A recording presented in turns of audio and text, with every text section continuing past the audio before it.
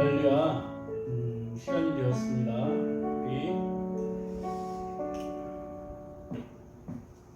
우리의 상황에 어떠함에도 휩쓸리지 않고 오직 주님만 바라보는 시간 되기를 간절히 바랍니다. 우리 주님 앞에 찬양하면서 주님 앞에 가까이 나아가겠습니다. 나 주를 멀리 떠났다 이제옵니다. 아멘.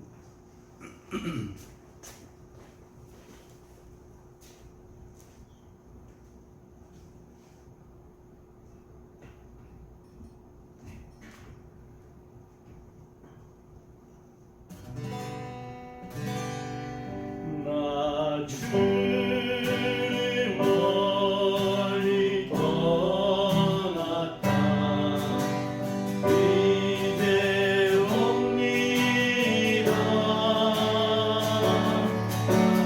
그의 길을 시달려 주여옵니다. 나 이제 왔으니 내 집을 찾아 주여 나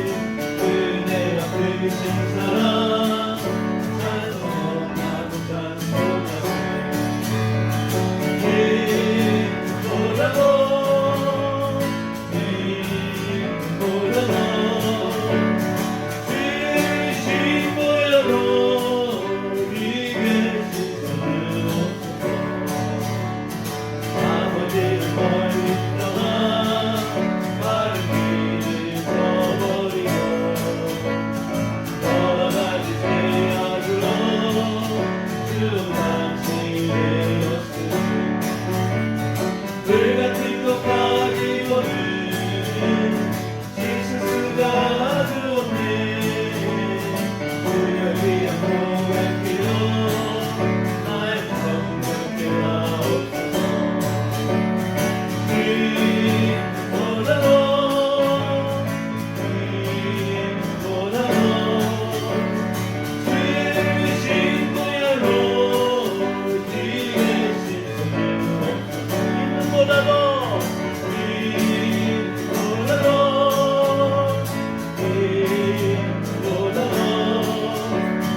주신 보혈로 네게 씻음을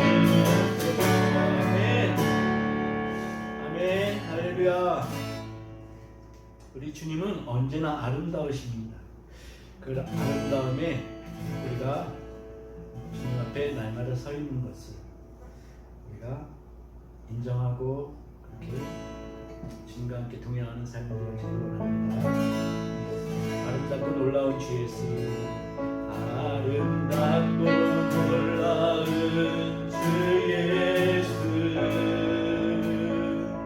말로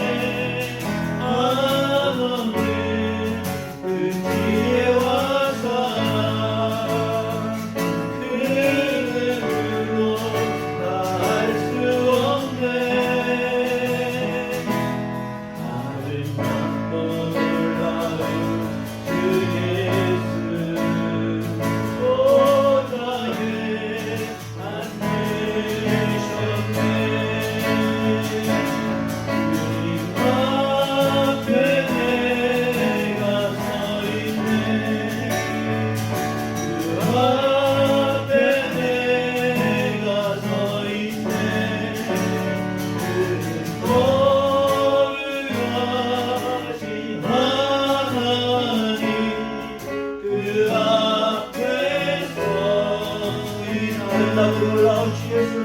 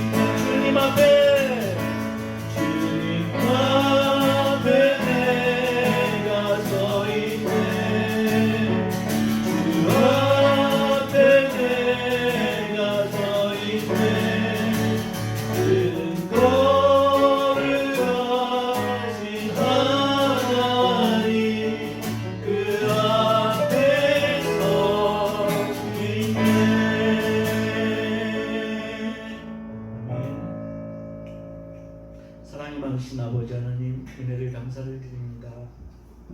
하나님, 예배자로 주님 저희들 이렇게 불러주시오니 신령과 진정으로 예배하는 시간 되게 하여 주시옵고, 하나님 기뻐 받으시는 예배가 되어질 수 있도록 주님 역사하여 주시옵소서. 하나님, 오늘 말씀하실 주님의 말씀에 집중하게 하여 주시옵시며, 그 어떤 것도 아버지 이 예배 상황을 아버지가 틀어놓을 수 없음을 주님의 이름으로 권세로 능력으로 하나님 보호하여 주시옵고 역사하여 주시옵소서. 우리의 심령 가운데 아버지의 말씀이 주님 참으로 아버지 울려 퍼지게 하여 주심으로 그 말씀대로 살 수 있는 능력을 저에게 허락하여 주시옵시며 오직 하나님과 있다 있는 아버지 이 삶으로 주님 앞에 영광 돌려드리고 기쁨으로 예배하는 자들 될 수 있도록 하나님 역사하여 주시옵소서. 주님 이 자리를 기억하여 주시옵소서. 우리 적은 인원이 모여서 주님 성모를 찬양하며 예배합니다. 하나님 이 자리를 통하여서 저희 참석자들에게 하나님의 놀라운 영광이 드러나게 하여 주시옵시며 하나님의 기쁨을 누릴 수 있는 시간 되게 역사하여 주시옵소서. 말씀하실 때에 하나님 우리가 귀 기울이게 하여 주시옵시며 하나님의 말씀으로 충만케 하여 주시옵소서. 이웃을 향하여서 하나님을 향하여서 사랑과 섬김으로 아버지 드려지는 저희 벽제교회가 되게 하여 주시옵시며 주님 이 리모델링 가운데에서도 하나님의 영광만 드러날 수 있도록 인도하여 주시옵소서. 주님 시작합니다. 주님께서 주장하여 주시옵고 역사하여 주신 줄 믿사오면서 예수님의 이름으로 기도드렸습니다. 아멘.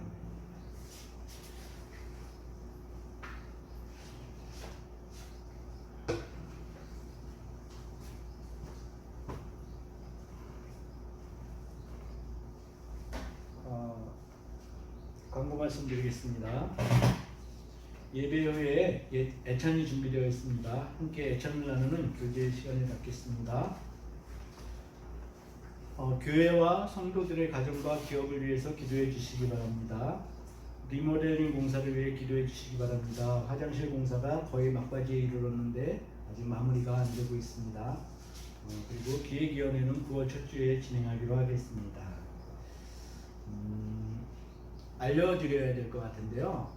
그 목사님, 사모님 혹시 아실지도 모르겠는데 다른 교회에서 이제 예배하시기로 그렇게 작정을 하셨답니다. 그래서 그렇게 아시면 되겠습니다. 이 말씀 보겠습니다. 우리 하나님을 경외하는 마음으로 자리에서 일어서시겠습니다. 오늘 말씀은 마가복음 9장 14절에서 29절 말씀입니다.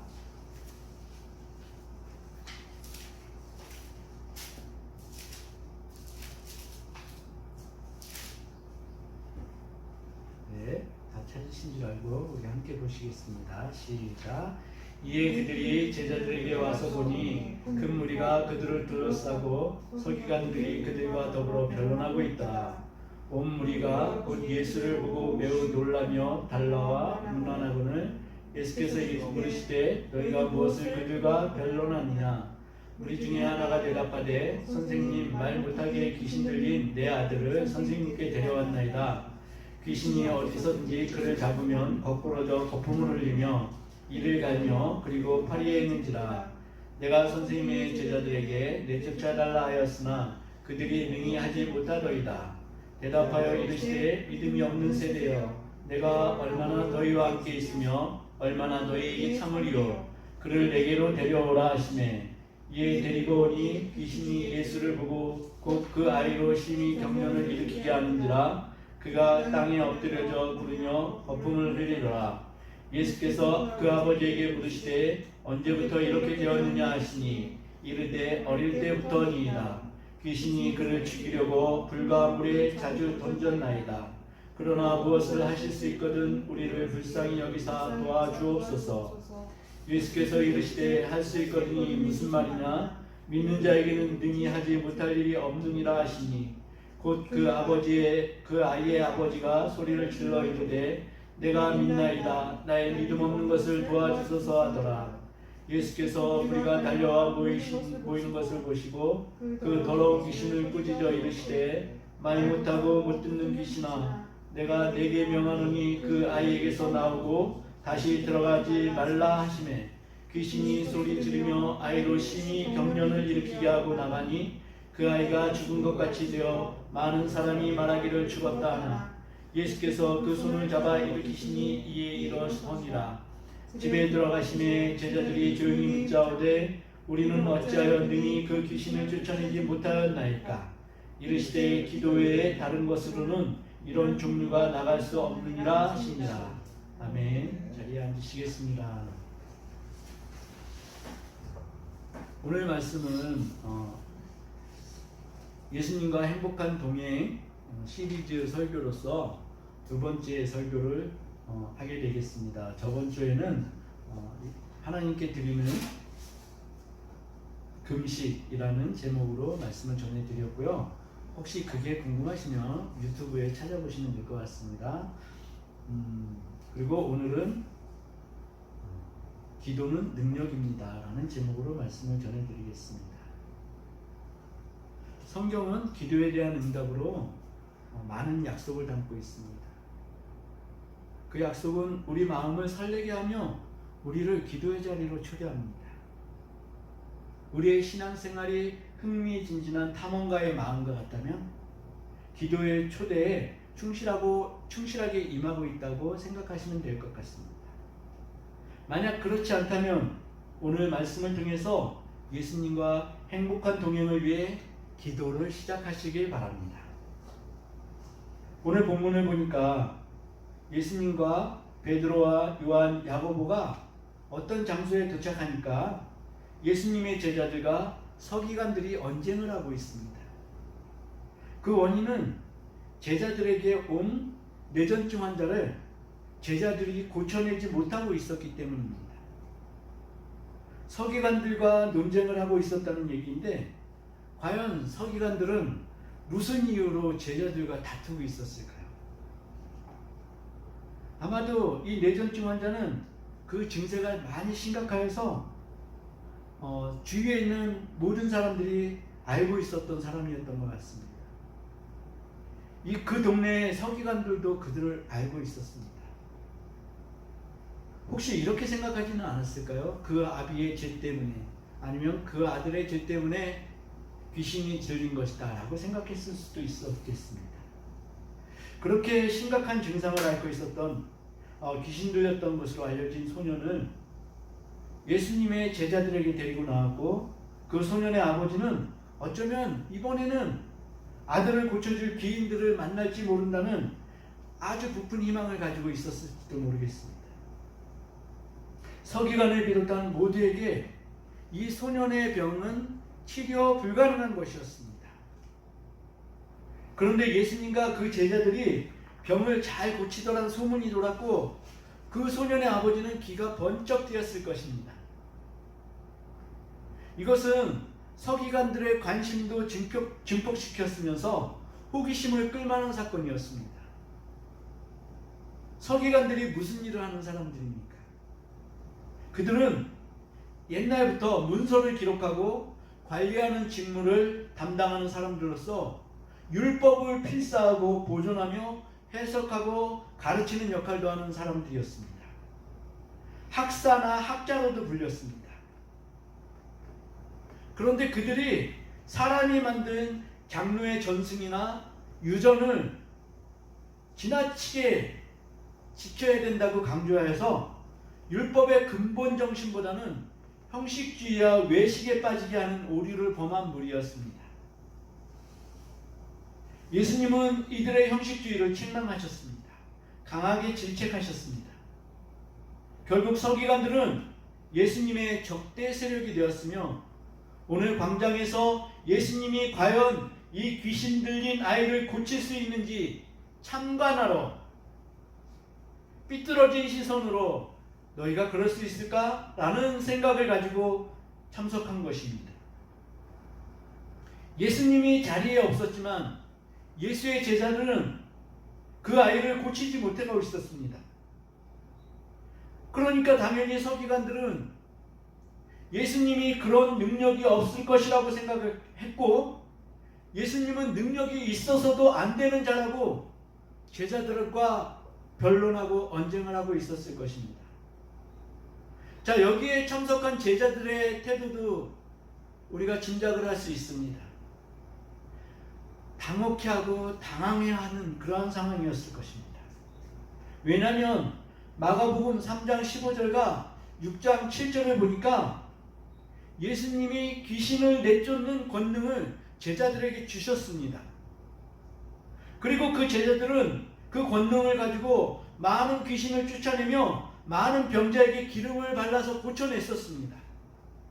이렇게 치유에 대한 경험이 오래전에 있었던 일이 아니고 불과 며칠 전의 일인데 이들이 이 소년을 고치지 못하고 있었던 거죠. 이 상황을 소년의 아버지가 예수님께 말씀드립니다. 이 소년의 아비는 제자들의 무능을 힐책하기도 하면서 예수님께 하소연합니다. 그러자 예수님은 19절에 보니까요, 조금 부하가 치민 듯한 말씀을 하십니다. 이 믿음 없는 세대여, 내가 얼마나 너희와 함께 있으며 얼마나 너희에게 참아야 하느냐. 예수님은 제자들과 그 소년의 아버지에게 믿음이 없음을 나무랬습니다. 그런데 이 본문을 보면 마치 믿음을 주제로 이야기하고 있는 것 같습니다. 믿음이 없기 때문에 병고침을 받을 수 없었다는 이야기입니다. 그런데 뒤에 와서 28절과 29절을 보니까 귀신을 쫓아내지 못한 이유를 제자들이 물을 때에 예수님은 기도 외에는 이런 능력이 나갈 수 없다라고 말씀하십니다. 병고침을 받으려는 자는 병고침을 받기 위해서 믿음이 필요합니다. 그런데 이제 제자들은 병고침을 받으려는 자가 아니라 병을 고쳐주는 예수님의 능력을 위임받은 자들입니다.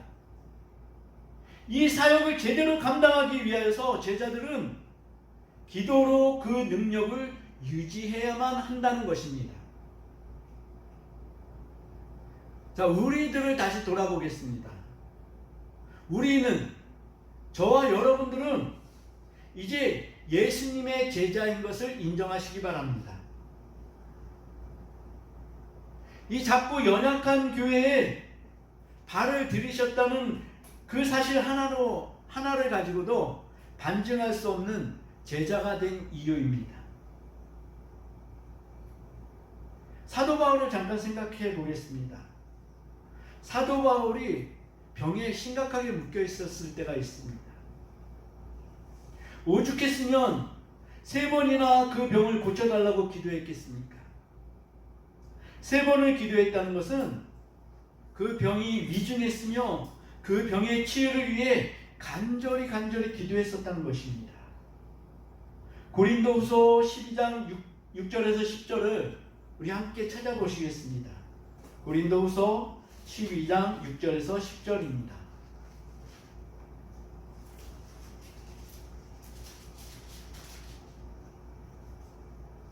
네, 다 찾으셨습니까?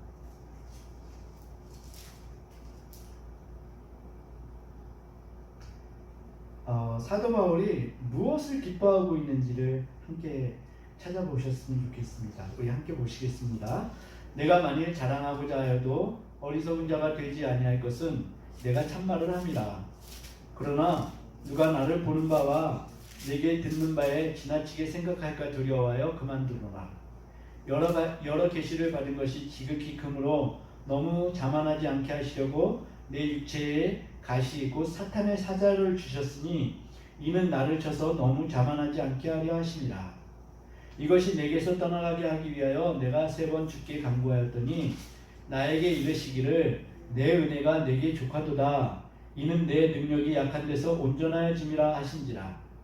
그러므로 도리어 크게 기뻐함으로 나의 여러 약한 것들에 대하여 자랑하리니 이는 그리스도의 능력이 내게 머물게 하려 함이라.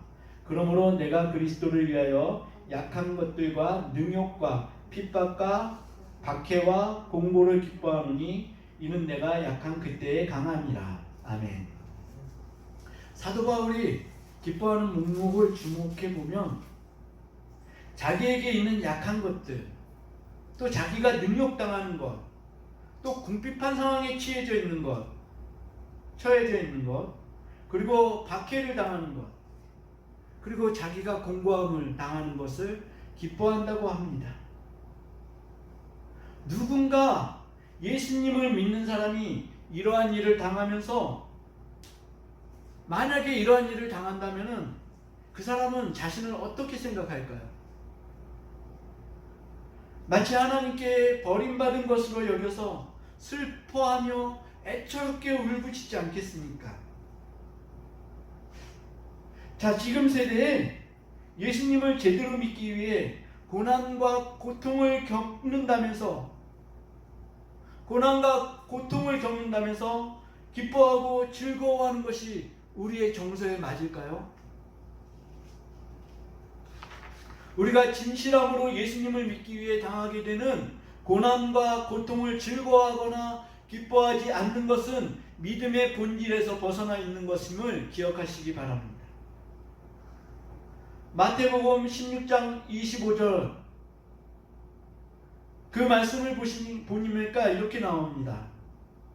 누구든지 제 목숨을 구원하고자 하면 잃을 것이요 누구든지 나를 위하여 제 목숨을 잃으면 찾으리라. 사도 바울은 자기의 목숨을 예수를 위해 잃은 자가 되었으므로 자기의 영원한 목숨을 찾은 것입니다. 자, 한 가지 질문하겠습니다. 마음의 병이 위중합니까? 아니면 육체의 병이 더 위중합니까? 어떻게 생각하시나요? 저는 마음의 병이 훨씬 위중하다고 생각합니다. 사도 바울도 하나님을 원망하는 마음이 있었던 것 같습니다. 자신이 예수 그리스도를 위해 이렇게나 헌신하는데 자신에게 있는 병을 치유해 주지 않으시는 예수님이 이해가 되지 않은 듯도 합니다. 그래서 3번씩이나 간절히 기도한 것입니다. 그런데 주님이 만지신 것은 그의 육체가 아니라 마음이었습니다. 사도 바울의 마음이 치유를 받으니 오히려 육체의 가시가 그의 기쁨으로 변한 것이었습니다. 사도 바울의 병은 완전한 치유를 받았습니다. 할렐루야. 저에게도 하나님을 원망하는 마음이 가득했었습니다. 일단은 저의 출신 배경과 성장 과정에서 겪은 일들이 저를 비천한 존재로 받아들이게 했습니다. 누군가 저의 출생 이야기를 듣고서는 다윗과 같다고 했습니다. 다윗이 왕으로서 누렸던 그런 호사스러운 이야기가 아닙니다. 다윗이 아버지와 식구들에게 인정받지 못하고 하인들보다도 못한 혹사를 당하였던 것과 비슷하다는 이야기입니다. 그럼에도 다윗이 골리앗과의 전투를 행할 때 하나님께 대한 자신의 신앙을 고백한 것을 보면 다윗의 혹독한 양치기 삶 가운데서도 하나님께서 지켜주심을 체험으로 맛보았음을 보게 됩니다.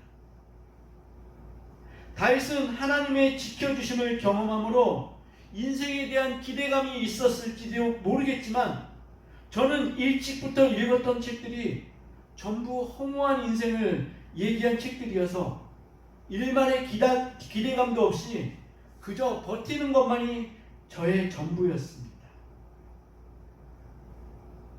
그래서 제 인생은 예수님이 십자가에 달리신 걸로 알려진 33세에 끝났으면 좋겠다라는 생각을 계속하게 되었습니다.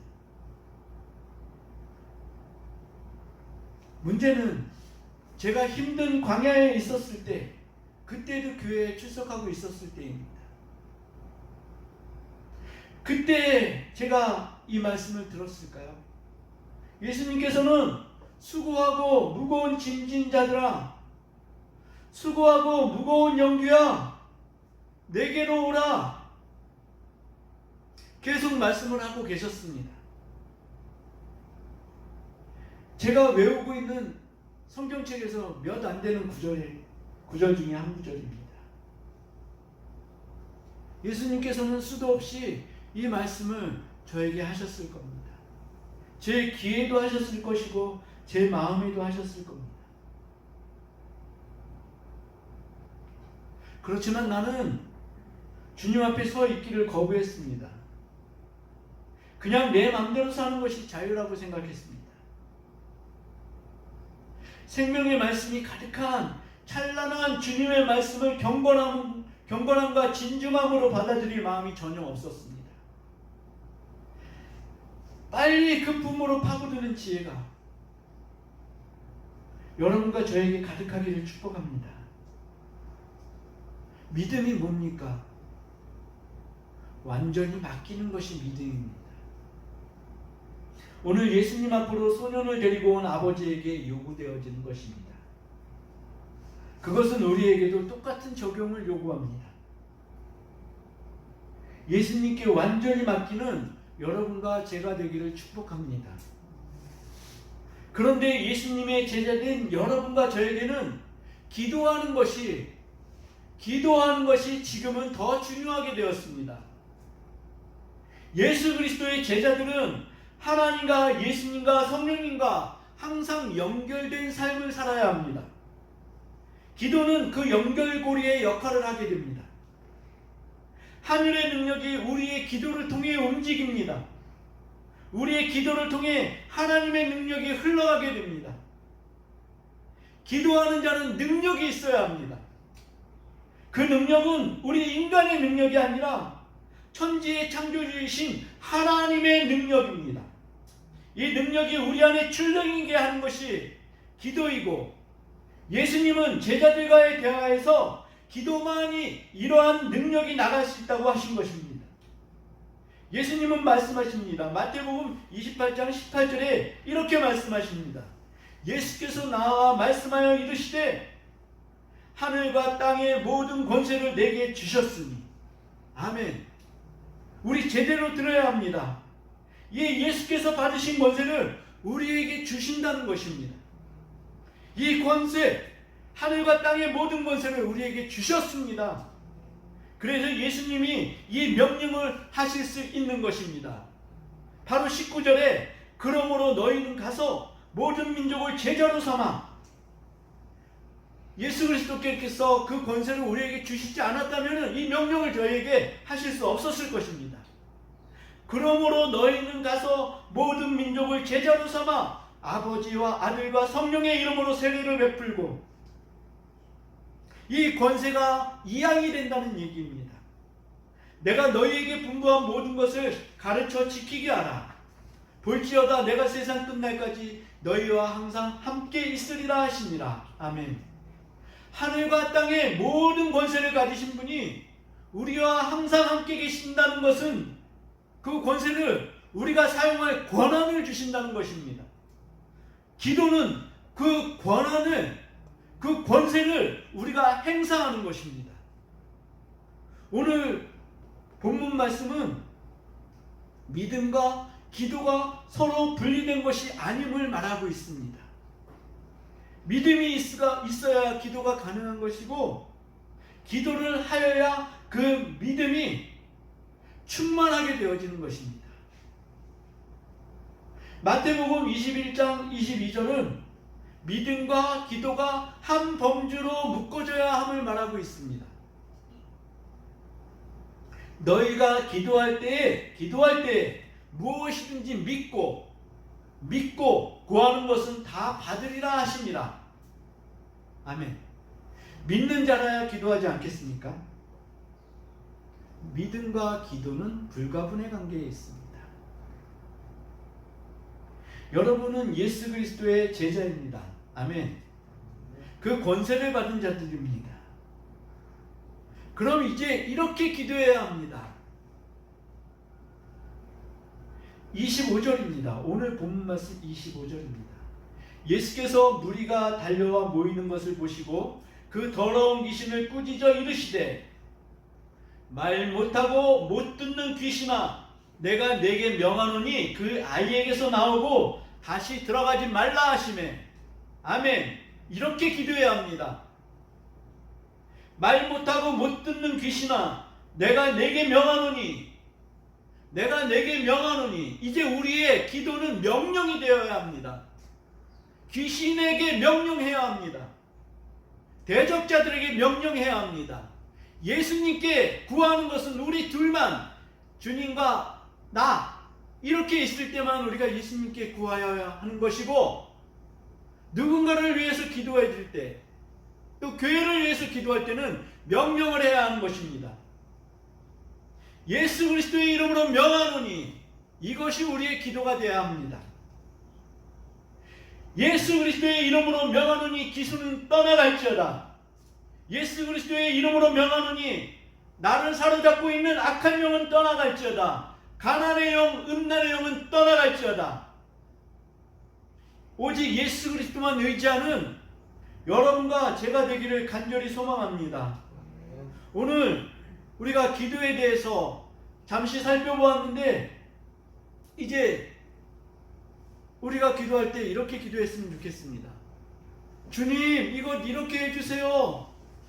주님, 저거 저렇게 해주세요. 이거 아닙니다. 이제는 명령하면 됩니다. 왜? 예수 그리스도의 권세가 우리 가운데 들어와 있기 때문입니다. 이 권세를 가지고 우리는 예수 그리스도처럼 명령하면서 이기면서 날마다 그렇게 기도의 용사들로 우리가 거듭나기를 간절히 바랍니다. 우리 말씀을 붙잡고 기도하겠습니다. 기도하실 때 이렇게 기도했으면 좋겠습니다. 하나님, 우리를 기도자로 세워주셔서 감사합니다. 하나님의 능력이 우리의 능력이 되게 하셨사오니 주님, 우리가 이제 문제를 보고 부탁하는 것이 아니라 명령하는 자가 되게 하여 주시옵소서. 그리고 이 어둠의 권세들을 향하여서 명령할 때에 이 악한 모든 것들이 떠나가는 역사가 우리 가운데 발견되어지게 하여 주시옵시며 하나님의 영, 예수 그리스도의 영, 성령님의 영이 능히 이기신 것을 볼 수 있도록 하나님 우리를 붙잡아 주시옵소서. 우리 주님 세 번 부르짖고 간구하면서 나아가겠습니다. 주님, 주님,